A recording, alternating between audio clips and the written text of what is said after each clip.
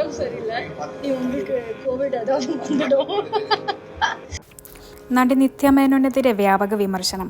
ജയം രവി നായകനായ കാതലിക്ക നേരമില്ലേ എന്ന സിനിമയുടെ ഓഡിയോ ലോഞ്ച് ചടങ്ങിൽ വെച്ച് സഹപ്രവർത്തകനെ അപമാനിച്ചുവെന്നാണ് നടിക്കെതിരെ ഉയരുന്ന ആരോപണം. വേദിയിലേക്ക് കയറിയ നിത്യയെ കണ്ട് അസിസ്റ്റന്റായ ഒരാൾ ഷേക്ക് ഹാൻഡിന് വേണ്ടി നീട്ടിയെങ്കിലും നടി അത് നിരസിച്ചിരുന്നു.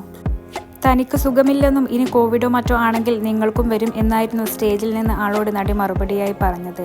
എന്നാൽ അടുത്ത നിമിഷം നടൻ വിനയറായ് സ്റ്റേജിലേക്ക് വന്നപ്പോൾ നടി അദ്ദേഹത്തെ കെട്ടിപ്പിടിക്കുന്നത് കാണാം. ഈ സംഭവത്തിന്റെ വീഡിയോയാണ് സോഷ്യൽ മീഡിയയിൽ വൈറലായിരിക്കുന്നത്. ഇത് തരംതിരിവാണെന്നും തൊട്ടുകൂടായ്മ ഉള്ളതുകൊണ്ടാണ് നടി ഇങ്ങനെ ചെയ്തുവെന്നുമാണ് പ്രധാന വിമർശനം.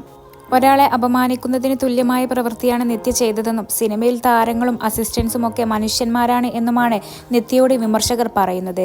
ചടങ്ങിന്റെ തുടക്കം മുതൽ തന്നെ പൊതുവെ ആളുകളുടെ തന്റെ അരികിലേക്ക് അടുപ്പിച്ചിരുന്നില്ല. സംവിധായകൻ മിഷ്കിനെ കണ്ടപ്പോഴെ തന്നെ ആലിംഗനം ചെയ്യാൻ വരരുതെന്ന് നടി ആദ്യമേ പറഞ്ഞു. അതിനുശേഷം അദ്ദേഹത്തിന്റെ കവിളിൽ ചുംബിച്ചു.